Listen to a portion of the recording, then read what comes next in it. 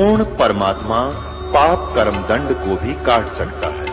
अभी तक जिस भी संत व महापुरुष से मिले उन्होंने यही बताया कि पाप कर्म फल भोगने से ही समाप्त होगा। वो प्रभु कौन है जो पाप कर्म को काट देता है, वो काल के बंधन से छुड़वा देता है। उसका क्या नाम है, पूजा की विधि क्या है? कृपया अवश्य सुनिए जगत गुरु तत्वदर्शी संत रामपाल जी महाराज के अमृत वचन।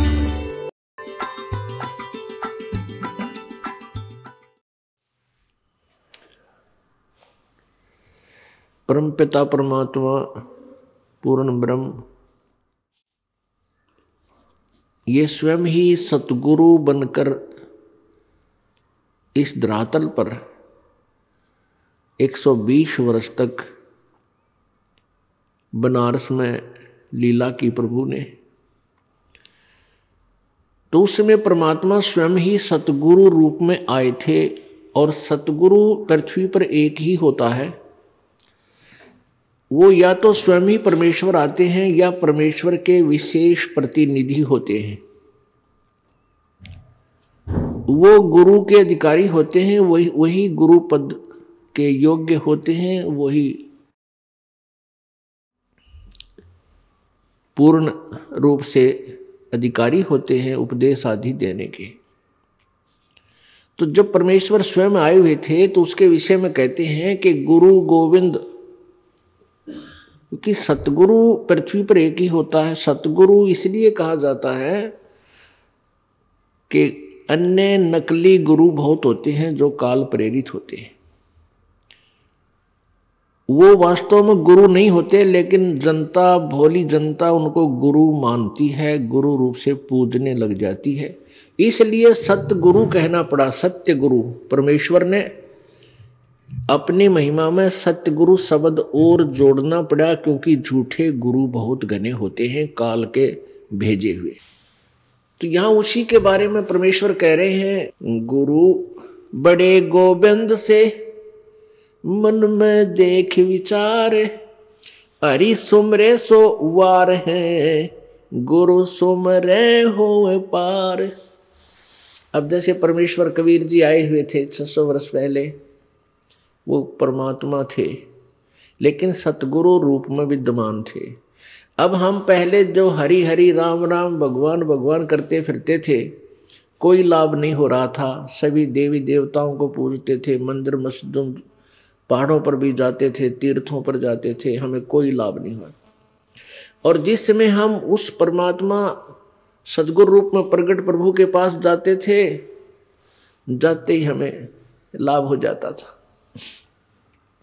और फिर वो अपने ही प्राप्ति का यानी सतलोक स्थायी स्थान देने के लिए जो विधि बताते थे, उस साधना के करने से हम पार हुए। तो क्या बताते हैं, गुरु बड़े गोविंद से मन में देख विचार। अब सतगुरु यानी गुरु शब्द बहुत है। यदि नकली गुरु ना हो तो सतगुरु शब्द की भी आवश्यकता नहीं पड़े, यदि गुरु पूर्ण हो। तो यहां परमात्मा कहते हैं वो गुरु या सतगुरु रूप जो एक ही है, वो गुरु बड़े गोविंद से, नकली गुरुओं के ऊपर लागू नहीं होती। लेकिन परमात्मा की इस वाणियों को इन नकली गुरुओं ने अपनी रोजी रोटी के लिए अपने ऊपर लगा करके भोली आत्माओं को पीछे लगा लिया। अब ये काल का भयंकर जाल है पुण्यात्माओं। परमात्मा स्वयं ही आकर के इस काल के जाल को यथार्थ रूप में हमारे सामने प्रकट करते हैं। तो यहां क्या बताया है कि गुरु बड़े गोविंद से मन में देख विचार, हरि सुमरे सो वार है। वार माने काल के जाल में उरली ओढ़ इसी तरफ, और गुरु सुमरे हुए पार। जो जैसे सतगुरु आए हैं, परमात्मा आए हुए थे, जिन्होंने अपने परमात्मा कबीर जी में रुचि की, उन्हीं के ऊपर आश्रित रहे, तो वो पार हुए। और जो सतगुरु छोड़कर भगवान भगवान राम राम कृष्ण कृष्ण राधे श्याम ऐसे रट लगाते फिरते थे, वो वार ही रह गए, क्योंकि उनको यथार्थ ज्ञान नहीं हुआ। अब परमात्मा क्या बताते हैं, आपकी ऐसी श्रद्धा होनी चाहिए ऐसे गुरु में। जय इब के सतगुरु मिले, जय इब के सतगुरु मिले, सब दुख आखुरो, चरणों ऊपर शीस धरूं, कहूं जो कहनी हो। कबीर साईं मिलेंगे, पूछेंगे कुशलात, आज अंत की सब कहूं, अपने दिल की बात। गुरु जी तुम ना भूलियो, चाहे लाख लोग मिल जाही, हमसे तुमको बहुत है, तुमसे हमको नहीं। कबीर तुमरे विसारे क्या बने, मैं किसकी शरण में जाऊं, शिव ब्रंच मुनि नारदा, इनके हृदय भी न समाऊं। अब गुण किए तो बहुत किए, करत न मानी हार, बावे बंदा बख्श दियो, बावे गर्दन उतार। अब गुण मेरे बाप जी, बख्शो गरीब निवाज, जो मैं पूत कपूत हूँ, बोहर पिता को लाज। मैं अपराधी जन्म का, नख सिख बरे विकार, तुम दाता दुख भंजना, मेरी करो संभार।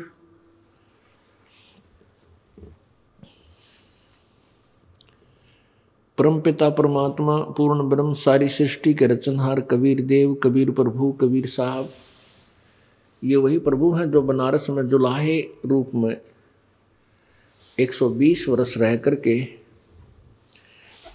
अपने यथार्थ ज्ञान को समझाकर सहशरीर आए थे, सहशरीर चले गए।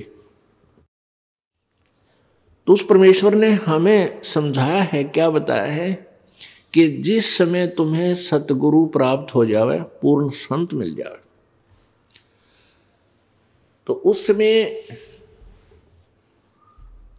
आपका कैसा भाव हो। भाई गुरु मानुष कर जानते, गुरु मानुष कर जानते, ते नर कहिए अंधे, ओए दुखी संसार में आग काल के फंद। अपने आत्मा जब परमात्मा आए थे वो तो भगवान थे ही, वो तो स्वयं परमेश्वर थे कबीर जी।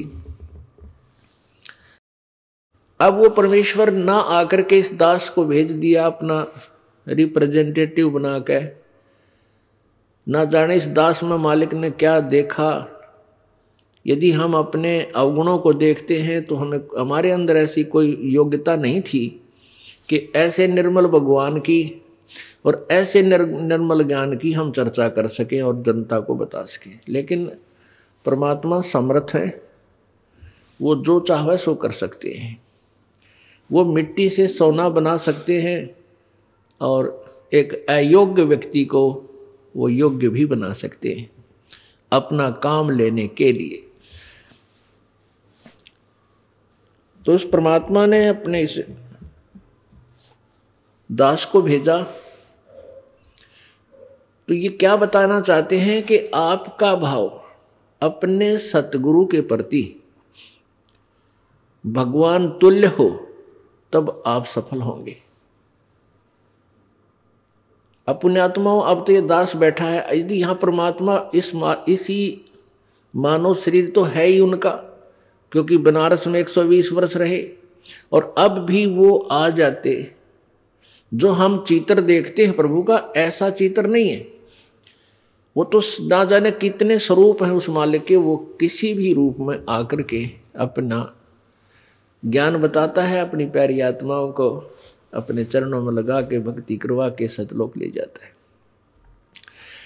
अब आज हम भगवान की तलाश कर रहे हैं, और परमात्मा क्या अनमोल वस्तु है, क्या अनमोल है, कितना उसके अंदर गुण है। यदि आज हमें वो मिल जाए, आपके सामने आ जाए, तो आपकी क्या स्थिति होगी। एक बार सोचना, जो भक्त आत्माएं हैं गहराई से सोचे। अब जैसे भूखे को भोजन सामने मिल जाए और निर्धन को सामने धन की थैली नजर आवे, तो कैसी तड़फ होगी उसकी। प्यासे को पानी मिल जावे तो कैसी श्रद्धा करेगा, टूट कर पड़ेगा उसके ऊपर। धन है तो ठाकर सीने का न्यू देख कर भाग लेगा, छुपा जो कि तो इसने कोई देख ना ले। और सामने भोजन है तो ऐसी सब टूट के पड़ जाएगा, फटाफट खाएगा, अपनी जान बचाएगा। ऐसे ही हमें जब परमात्मा आज मिल जाए, आपके सामने आ जाए, क्योंकि हम उसी की तलाश में तो भटक रहे हैं, तो आपकी कैसी श्रद्धा होगी, ये आप अपने अपने स्तर से सोच सकते हैं। अब वो भगवान यहां आ जाए, अरदास के स्थान पर बैठकर सत्संग करने लग जाए, क्योंकि ज्ञान तो देना ही पड़ेगा उन्होंने, तो आपकी कैसी भावना होगी। आंखों में आंसू हो, हृदय में प्यार हो, और कोई भी अवगुण हम भगवान में देख नहीं सकते, क्योंकि भगवान में अवगुण होता ही नहीं। तो यहां हम इसी दृष्टिकोण से परमात्मा के भेजे हुए इस दास को आपने ऐसे ही देखना है, ऐसे विचार रखने, ताकि आपकी आत्मा परमात्मा पाने योग्य बनी रहेगी, उसमें मैल नहीं आवेगा।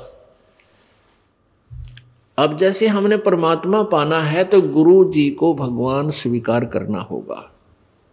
परमात्मा को एज ए गॉड ट्रीट करना पड़ेगा, तब ही हम निर्मल होंगे, हमारे अंदर आधीनी श्रद्धा बनी रहेगी। अब एक गणित के अंदर एक प्रश्न आता है ऋण का, लोन का। उसमें क्या होता है कि मूल धन ज्ञात करना होता है, और वो मूलधन लाखों और करोड़ों की संख्या का होता है। उस लाखों करोड़ों की संख्या के मूलधन, मूल राशि को ज्ञात करने के लिए, प्राप्त करने के लिए हमने सपोज करना पड़ता है, मानना पड़ता है। मान लीजिए मूलधन 100 रुपये।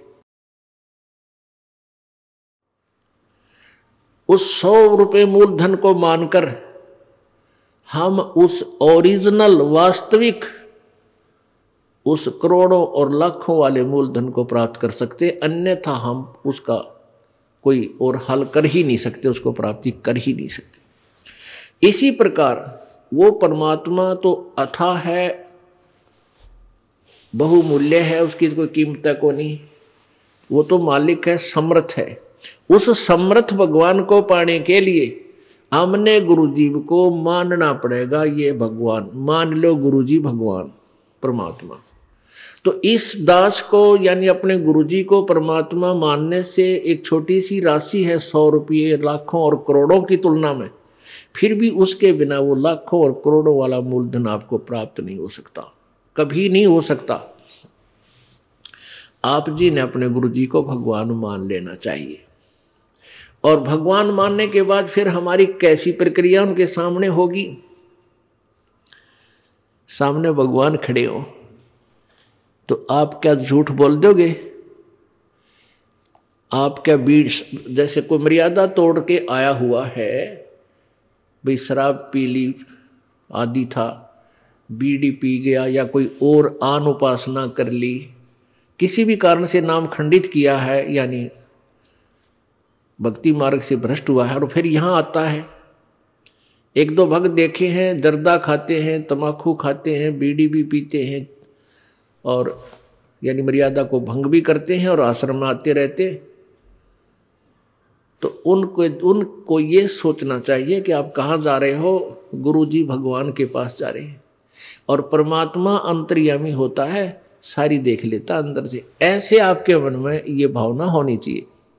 तो फिर आप जब गुरुजी को भगवान मान कर जाओगे तो आपके हृदय में ये भी होगा कि परमात्मा अंतर्यामी है, और तेरे अंदर के दोष से परिचित है, इसलिए अपने दोष को उजागर कर दूं, बता दूं, उसका समाधान हो जाएगा, उसको दोबारा उपदेश दे दिया जाएगा।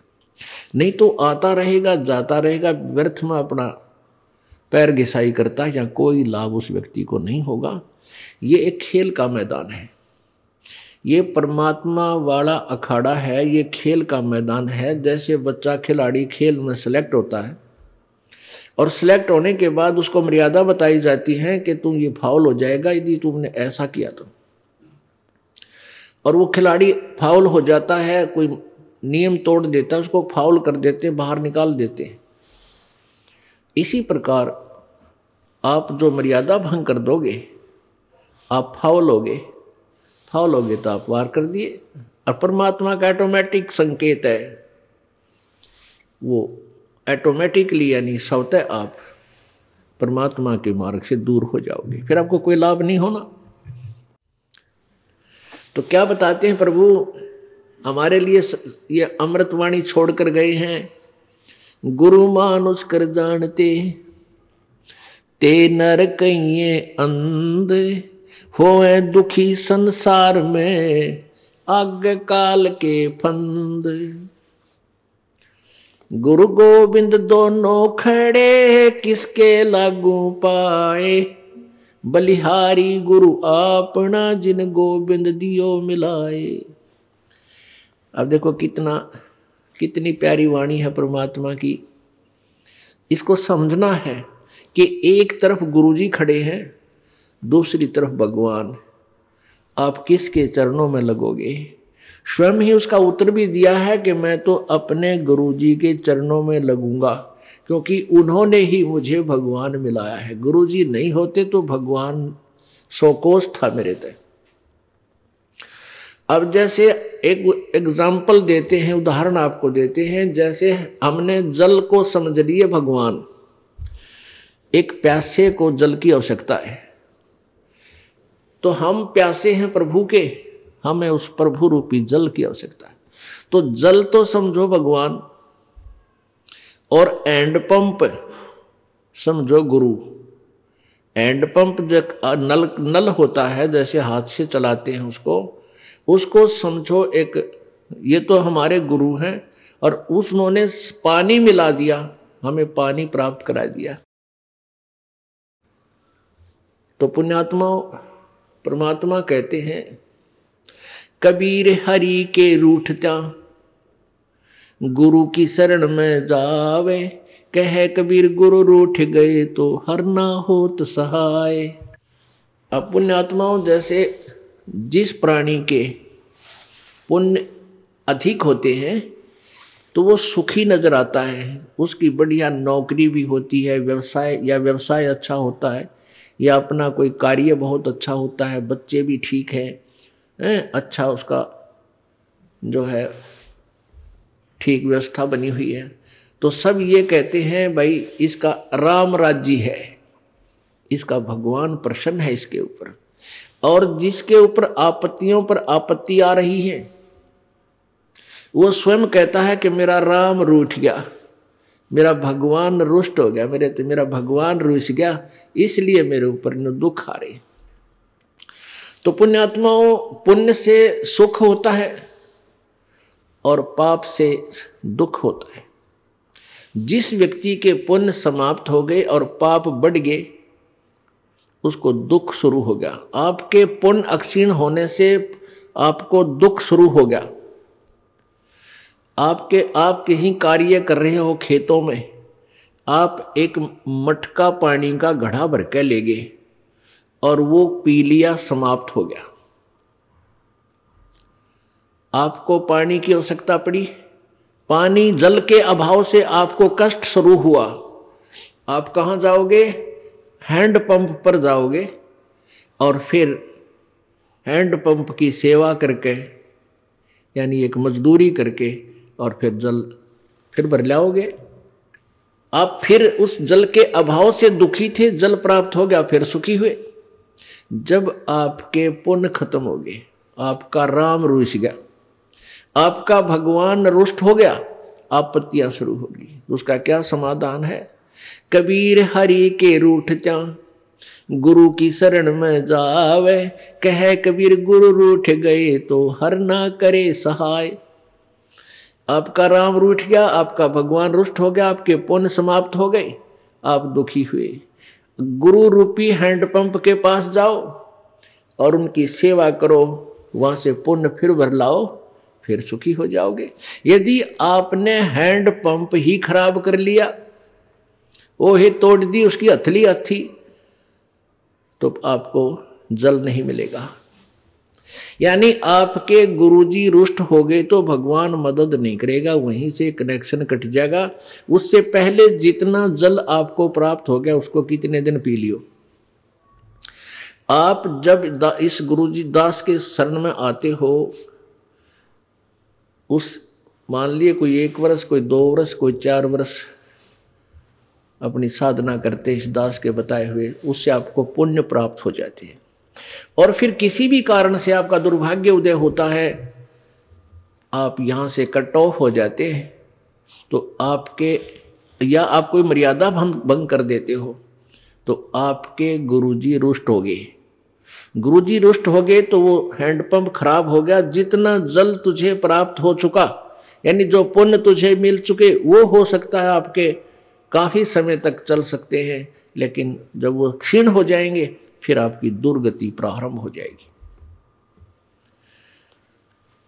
इसलिए हमने इस आध्यात्मिक मार्ग को बहुत ही जो है सूक्ष्म दृष्टि से देखना है, बहुत गहराई से सोचना है इसके ऊपर, और प्रत्येक पहलू पर विचार करके फिर इस सफर को तय करना है।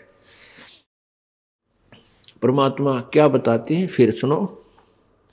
कबीर गुरु गोविंद दोनों खड़े, किसके लागू पाए। बलिहारी गुरु अपना, जिन गोविंद दियो मिलाए। हैंडपंप और जल का उदाहरण, गुरुजी को ही हमने प्रसन्न रखना है, भगवान प्रसन्न आप रहेगा। क्योंकि परमात्मा उस दास गुरुजी के ऊपर वो खुश होता है, प्रसन्न होता है, वो उसका कृपा पात्र होता है। और आप उस गुरुजी की मर्यादा में चलते हो तो परमात्मा प्रसन्न रहता है, आपको प्रॉपर लाभ देता रहेगा। और आप जी ने नियम भंग कर दिया तो आपका कनेक्शन कट गया, आपका हैंड पंप खराब हो गया, आपको पानी जल मिलना बंद हो गया। आप फिर आने वाले समय में आपत्तियों का सामना फिर करना पड़ेगा। इसलिए प्रभु कहते हैं, कबीर हरि के रूठते, गुरु की शरण में जावे। कहे कबीर गुरु रूठ गए तो हर ना करे सहाय। सतगुरु के उपदेश का लाया एक विचारे। जय सतगुरु मिलते नहीं तो जाते नरक दुआरे। ओहो, परमात्मा कहते हैं सतगुरु का, सतगुरु यानी पूरे गुरु से लिए उपदेश लेने के बाद अब हमने विचार आया, इस पर गहराई से सोचा कि जय सतगुरु मिलते नहीं, जाते नरक द्वार, और नरक द्वार में दूत सब फिर करते खेचा ताण। उनसे कभू ना छूटता और फिरता चारों खान। कबीर चार खानी में भ्रमता, कबू न लगता पारे। सो फेरा सब मिट गया मेरे, सदगुरु के उपकारे। ओहो पुण्यात्मा, गहराई से सोचो, तुम तो अभी बालक हो, बालक को चिंता नहीं होती। आप मरीज हो, डॉक्टर को पता होता है कि इसको क्या भयंकर बीमारी है, और इस औषधि से ये सब रोग कट के इसकी जान बच जाएगी। तो परमात्मा कहते हैं तुम्हारे साथ क्या दुर्गति होती यदि सतगुरु नहीं मिलते, सच्चे गुरु नहीं मिलते। सतगुरु के उपदेश का लाया एक विचार। ओहो, जय सतगुरु मिलते नहीं हम जाते नरक द्वार। नरक द्वार में दूत सब करते खेचा ताण। जैसे यहां से प्राणी जब शरीर छोड़ जाता है, जब तक सतगुरु नहीं मिलते तो ये मनुष्य शरीरधारी प्राणी निरे पाप कमावे, पुण्य तो कर ही नहीं सकता, हो ही नहीं सकता। क्योंकि जो साधना करता है वो शास्त्र विरुद्ध, वो दोष है। गीता जी अध्याय नंबर 16 के श्लोक नंबर 23 में कहा है कि शास्त्र विधि को त्याग कर जो मनमानी पूजा करते हैं, मनमाना आचरण करते हैं, उनको न तो कोई सिद्धि प्राप्त होती है, ना कोई सुख होता है, ना उनकी गति होती है। फिर इससे सिद्ध है कि यूजलेस। और परमात्मा क्या कहते हैं कबीर भगवान अपनी अमृत वाणी में, उस सच्चिदानंद घन की वाणी में परमात्मा कहते हैं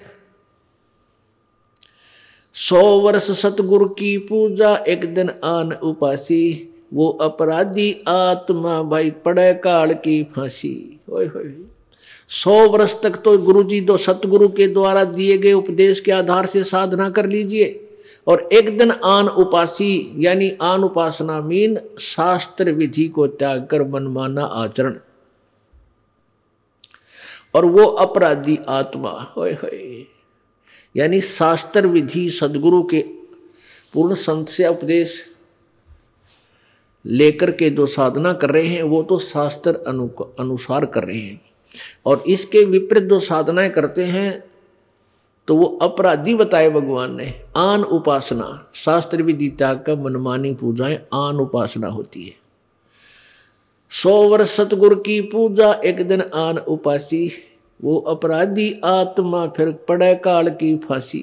ओए होए तो इसलिए प्रभु कहते हैं कि जब तुम सदगुरु के अतिरिक्त कोई भी साधना करते हो वो तो अपराध है, वो तो पुण्य है ही नहीं। इसलिए आप पुण्य तो कमा नहीं रहे, बन नहीं रहे, आपके पाप बन रहे हैं।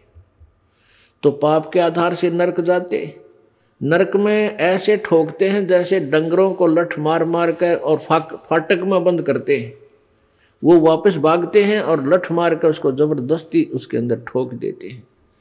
ऐसे ही आपको नरक में जब डाला जाएगा वापस भागने की चेष्टा करते हैं, और यम के दूत उनके से मोगरे मारते हैं, पीछे कितना लागो, शर्म लागो, आंख फूटो, कड़म लागो, और जबरदस्ती उसके नरक में ठोक देते हैं।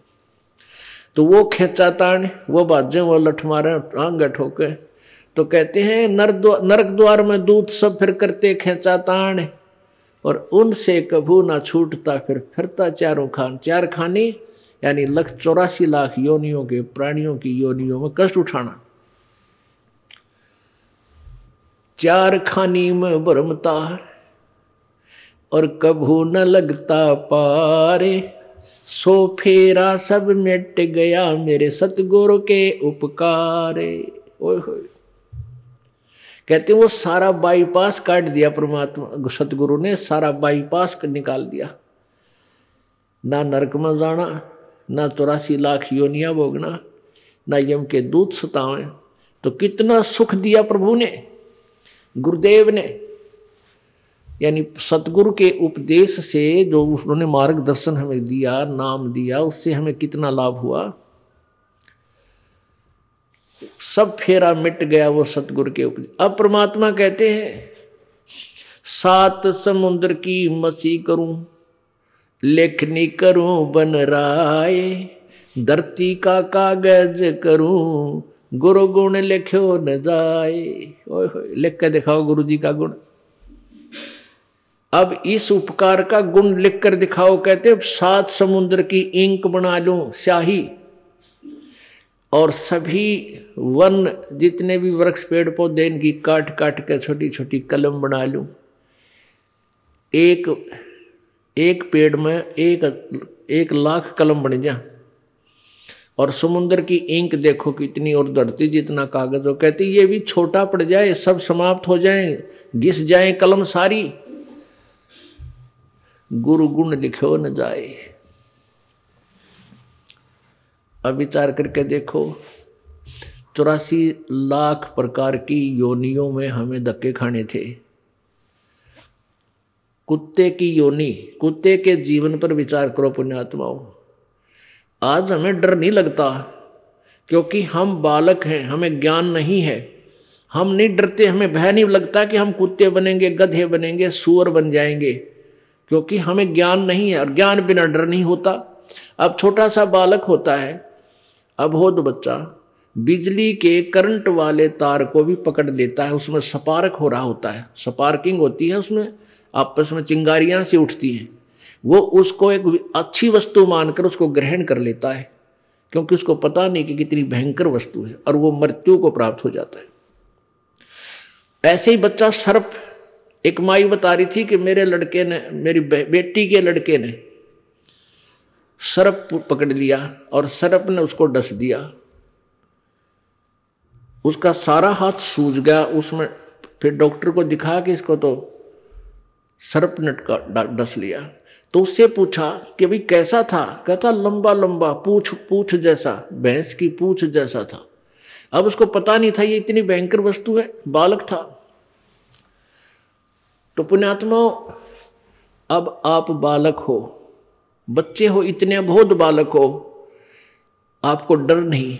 और जब वो बच्चा बड़ा हो जाता है, उसको ज्ञान हो जाता है ये सांप इतनी भयंकर वस्तु है, सर्प, और बिजली कितनी खतरनाक है, ये जानलेवा है, तो फिर कभी जब वो बड़ा हो जाता है, यानी उसको ज्ञान हो जाता है, और कहीं ऐसा तार नीचे गिरा हो वायर, और वो स्पार्क कर रहा हो, आप भी दूर भाग जाएगा और दूसरों को भी कहेगा दूर हो लो, दूर हो लो, दूर हो जाना, इसमें करंट है, ये मार देगा।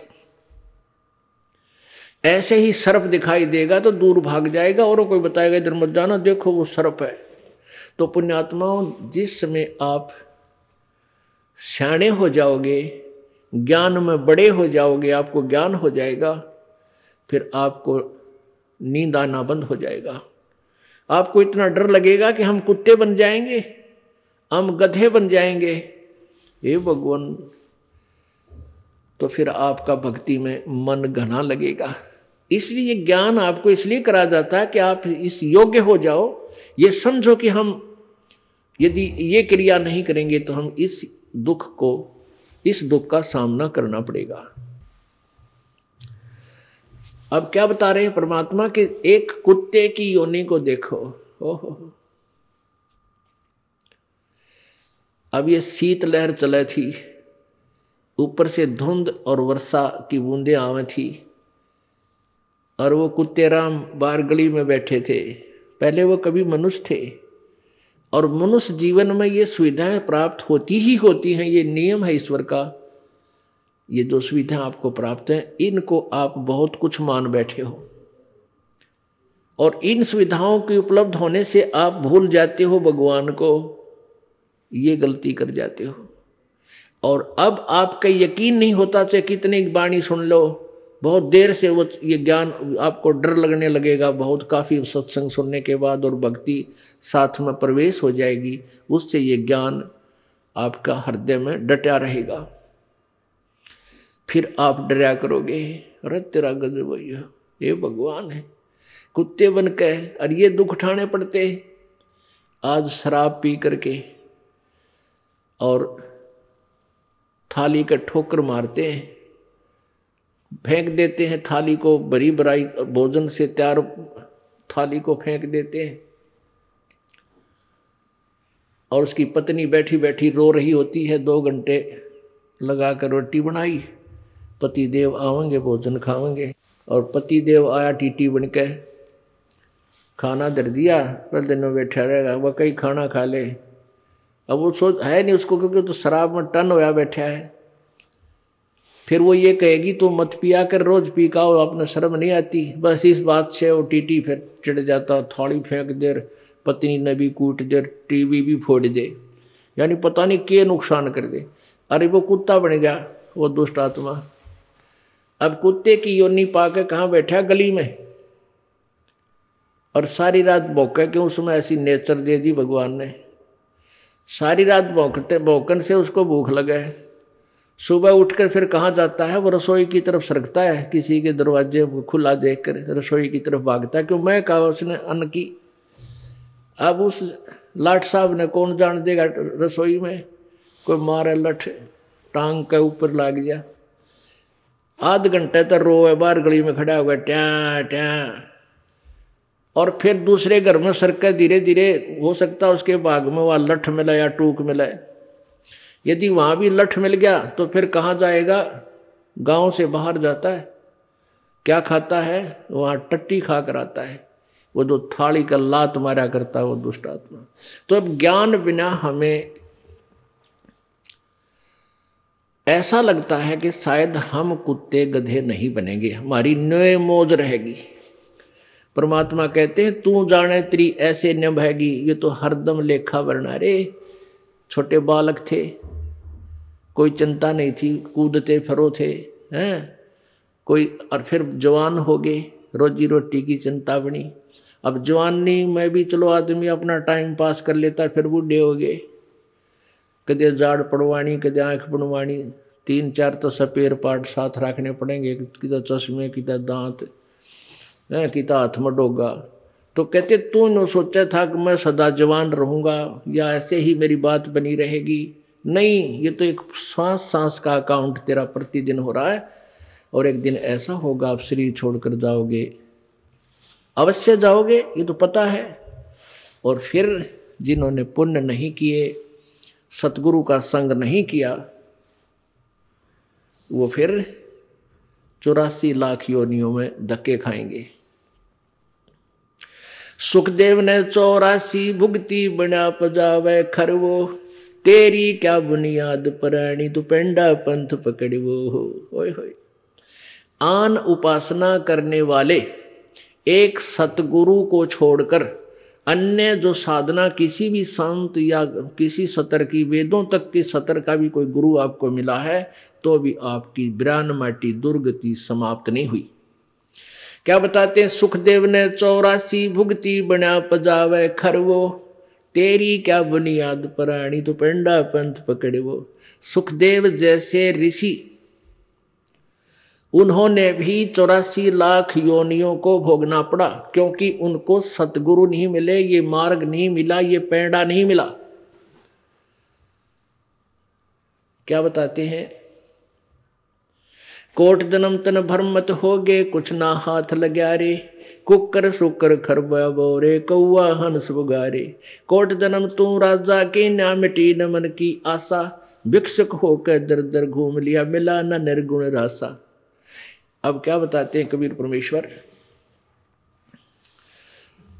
कि एक पूर्ण संत ना मिलने से, पूर्ण संत ना मिलने से आप अन्य साधना करके, जैसे वो वेदों अनुसार साधना, कोई अच्छा ऋषि संत मिल गया, वो भी गुरु बनाने पड़ते हैं, ओम नाम का जाप किया और अच्छे पुण्य किए, उसके आधार से कहाँ तक पहुँच जाते हो आप? ब्रह्मा विष्णु महेश तक की पदवी भी प्राप्त कर सकते हो, देवता की पदवी भी प्राप्त कर सकते हो। वरुण जल का देवता, कुबेर धन का देवता यानी वित्त मंत्री, इन पदवियों को भी तू प्राप्त कर सकता है।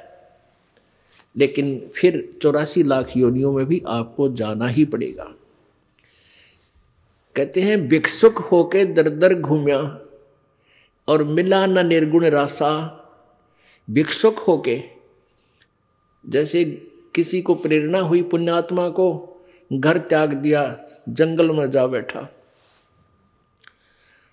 वहां से क्या करते थे कि जंगल से गांव में आते थे, नगर में, वहां से एक बार भिक्षा मांग ले गए और शाम ने खा ली और सुबह भी वही रख दी, सुबह बासी जैसी मिली वो खा ली, और फिर भी बच गई तो उसको कहते सुखा लेते थे। शाम ने फिर उसी में थोड़ा बहुत खा के काम चला लिया। और इतनी साधना भी की कि कहीं तेरी भक्ति में बाधा ना पड़े, थोड़ा खा करके अपनी भक्ति करता रहो।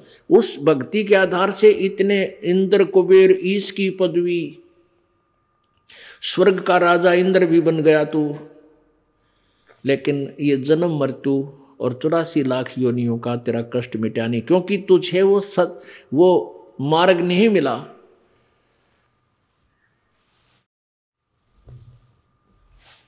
क्या बताते हैं? युगन युगन की वासना हुई इकट्ठी आन, निर्मल कैसे होएगा तेरा सतगुरु लगे न कान। इसलिए परमात्मा कहते हैं कि सुखदेव ने 84 भुगती, इतनी अच्छी साधना करने वाला व्यक्ति भी 84 लाख योनियों में गया। सुखदेव जी ने आप बीती बताई कि भाई बहुत झंझट है इस संसार, इस जो है संसार में एक बार मैं गधे की योनि भोग रहा था और मेरे स्वामी ने मुझसे इतना कार्य लिया, इतना कंजूस था वो, जिसके कारण मैं बहुत प्यासा रहा, अंधा हो गया। भूख प्यास के कारण समय पर आहार भी नहीं चलने दिया तो मैं अंधा हो गया। अंधा होने के बाद मेरे स्वामी ने मुझे घर से निकाल दिया, 2 मारे लठ और चलता कर दिया।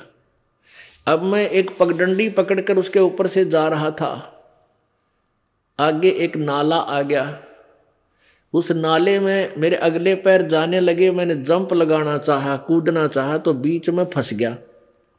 यानी गर्दन अगली से थोड़ा ही नाला था, 2-2.5 फुट का, 2-3 फुट का। अगली गर्दन आगे टिक गई, पीछे टिक गया। यानी उसके ऊपर पुली बन गई, मेरी पुल बन गया। अब वहां दूरी ज्यादा थी शहर से, इक्का दुक्का व्यक्ति आता था, मुझे किसी ने नहीं निकाला। मेरे ऊपर पैर रखे कमर पर, पार हो जा, मेरा पुल बना लिया।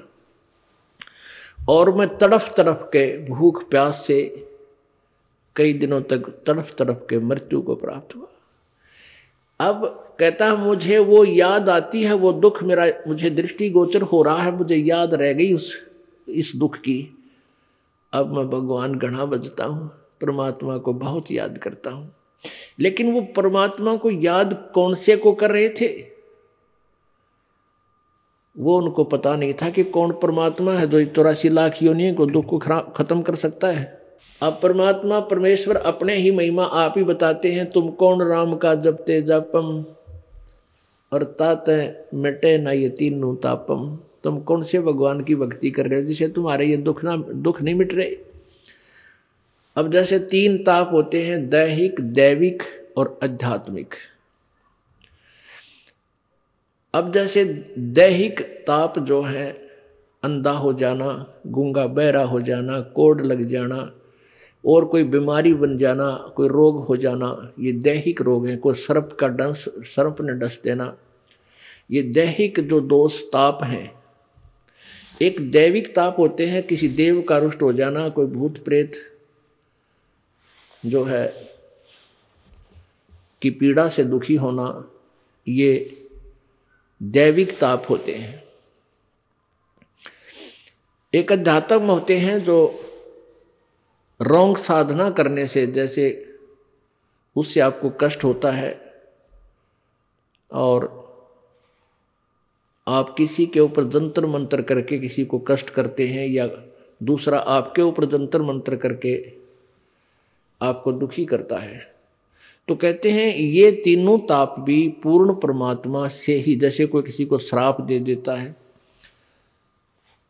तो ये तीनों ताप तुम्हारे कभी समाप्त नहीं हो सकते, क्योंकि तुम उस पूर्ण परमात्मा की साधना नहीं कर रहे। अब प्रसंग चल रहा था कि 7 समुद्र की मसी करूं, लेखनी करूं बन राय, धरती का कागज करूं, गुरु गुण लिख्यो न जाए। अब एक कुत्ते की योनि में कितना कष्ट, और ऐसी कुत्ते ही की योनि के जीवन मनमाना आपको कई भोगने पड़ जा। फिर गधे की शरीर में आपको कितना कष्ट, और फिर बैल के शरीर में कितना कष्ट। नर से तीतू पशुआ की जय, गद्धा बैल बनाई, ये 56 भोग कहाँ मन बोरे, है कित कुरडी चुगने जाई। सिर पर सींग दिए मन बोरे, धूम से मच्छर उड़ावे, कांधे जुआ जोते कुआ, फिर जो का भुस खावे। फिर पीछे तू खर की जगह, कुरडी चुगने जावे, टूटी कमर पजावे, चढ़े तेरा कागा मांस गिलावे। पुण्यात्माओं, ये बातें जो परमात्मा ने स्वयं आकर के हमें सुनाई हैं, कही हैं, ये कोई बालक नहीं थे वो कि वैसे ही कह सुन गए, नहीं।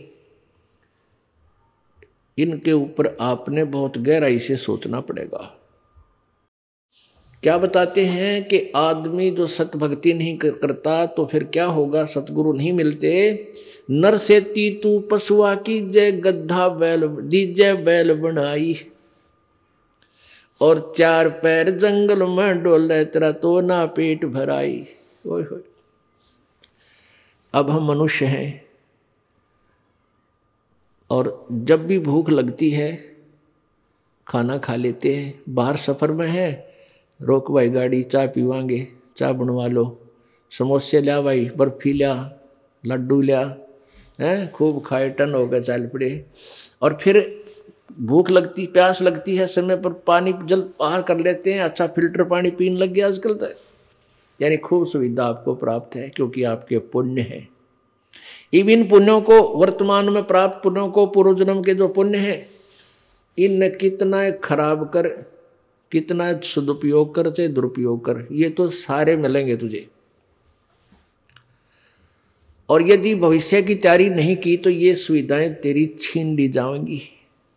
भविष्य की तैयारी कैसी होगी वो विधि बताई जाती है कि पूर्ण गुरु के बिना कोई भी भक्ति साधन आपका सफल नहीं हो सकता, कोई भी भक्ति सफल नहीं हो सकती। पूर्ण गुरु की तलाश करो, उनके मर्यादा में रहो, आपका जीवन गारंटीड सफल होगा। ये नियम है, मालूम का अवश्य होगा।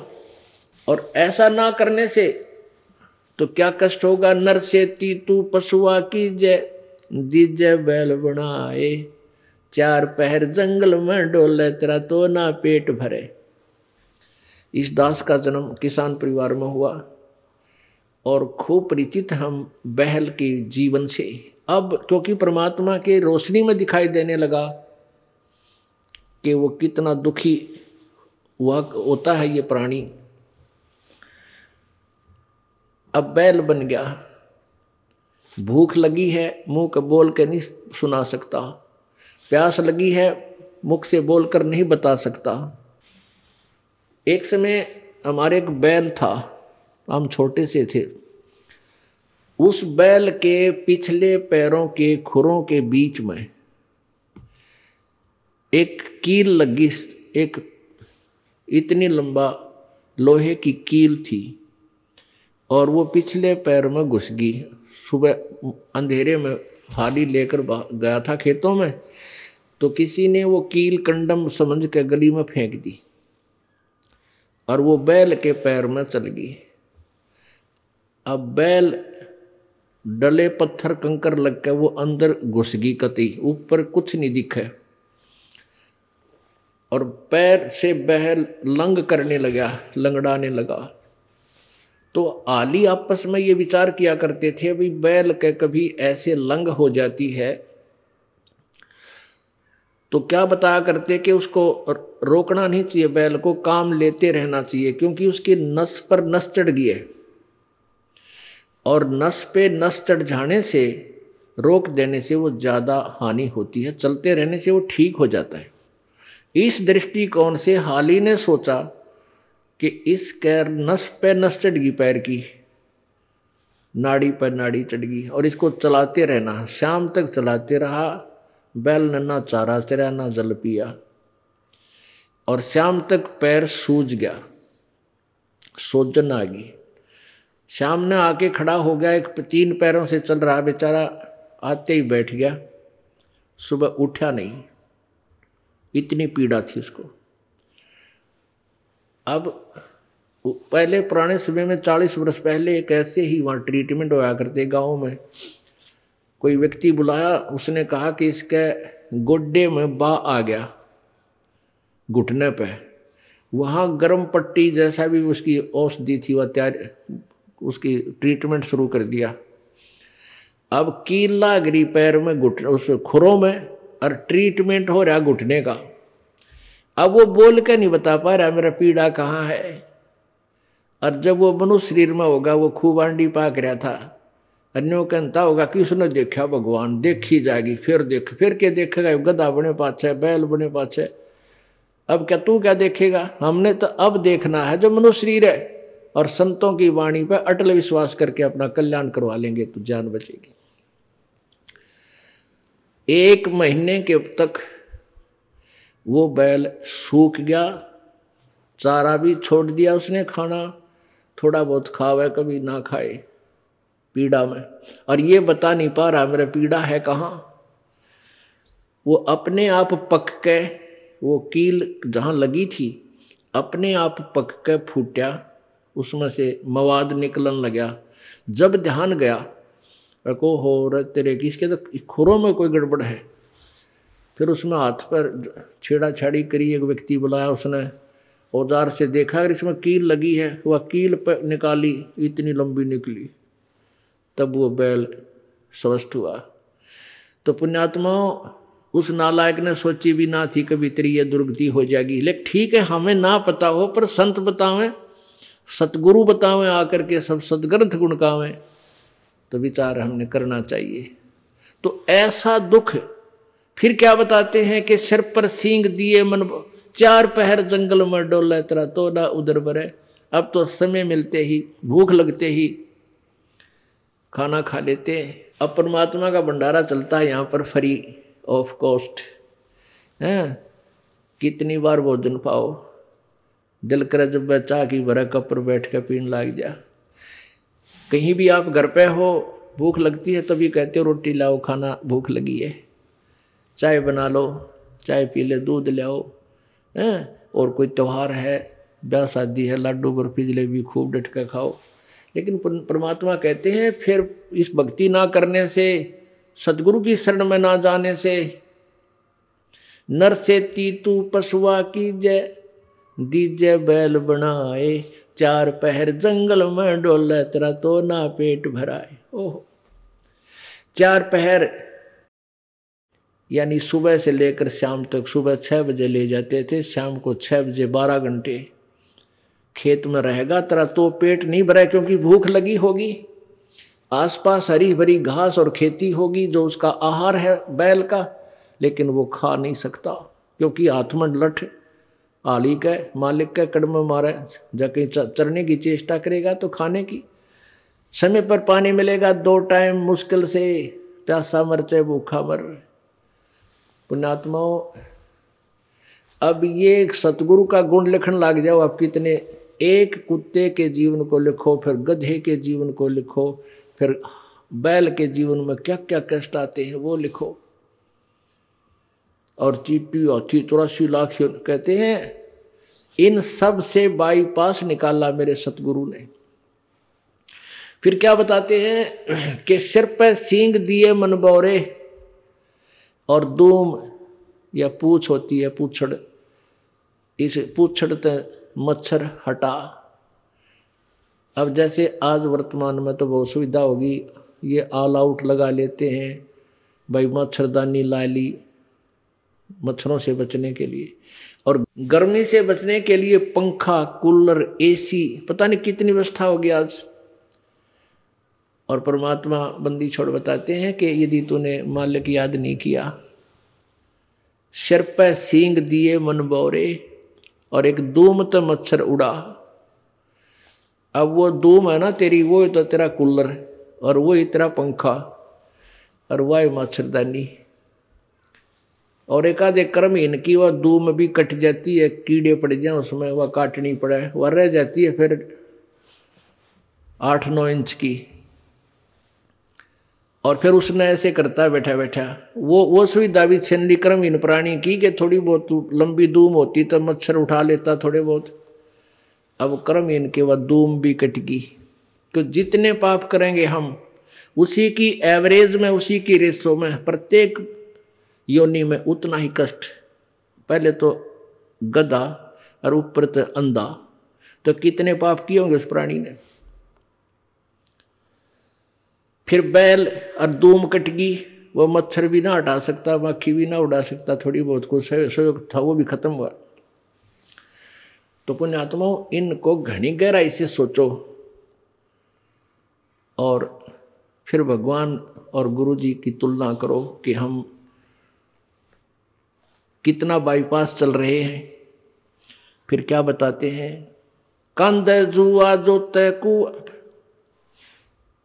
कंधों का भुस खावे। ओहो,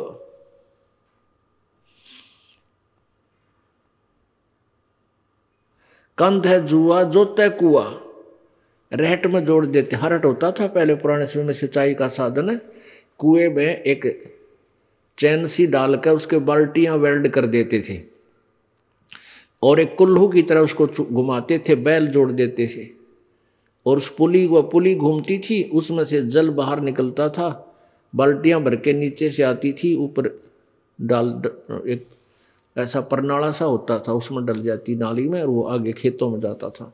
तो बैल को सुबह जोड़ देते, शाम तक वो उसका लठ मारते, अपने आप चलता रहता सिंचाई करने के लिए। तो क्या बताते हैं, और फिर उसको भूख लगती तो उस समय, पुराने समय की बातें हैं, ये गेहूं का चारा नहीं था, जौ होया करते, जौ, और जौ के भूस में इतने तीखे उनके पत्ते होते हैं, नोकेले से, तुस बोलते हैं उनको, कांटे से, और वो तूड़े में होते थे उस भूस में, और वो बैल खाता था। जौ के भूस को बैल जल्दी से खाएगा नहीं, वो तो जब खाएगा जब उसको ये दिख ले तेरी मृत्यु होगी, भूखा मर गया, तब उसको खाता है और कट्टे मुंह में चुभते हैं, अरे से मुंह करता है, धीरे धीरे। हमने खूब देखा ऐसा। तो पुण्यात्माओं, वो दुख उस प्राणी ने कैसे ले लिया? क्योंकि सतगुरु शरण में नहीं गया। मनुष्य जब जीवन था वो भक्ति की को ना। तो ये सारी बातें याद आपको दिला करके आपके हृदय में परमात्मा की भक्ति प्रवेश करने योग्य बनाया जा रहा, ताकि आप दृढ़ता से, और डर के भय बिन भक्ति नहीं होती, और भय ज्ञान से होता है। जैसे बच्चे को ज्ञान हुआ सर्प का, तो फिर वो डरने लगा, उससे जान बचा ली। ऐसे ही हम आपको ज्ञान करा रहे हैं, आपको ज्ञान हो जाएगा तो आप इन पापों से उल्टे हटोगे और आपका जान बचेगी। जान बचेगी मतलब आपका मोक्ष हो जाएगा, 84 लाख योनियों के कष्ट से आप बच जाओगे।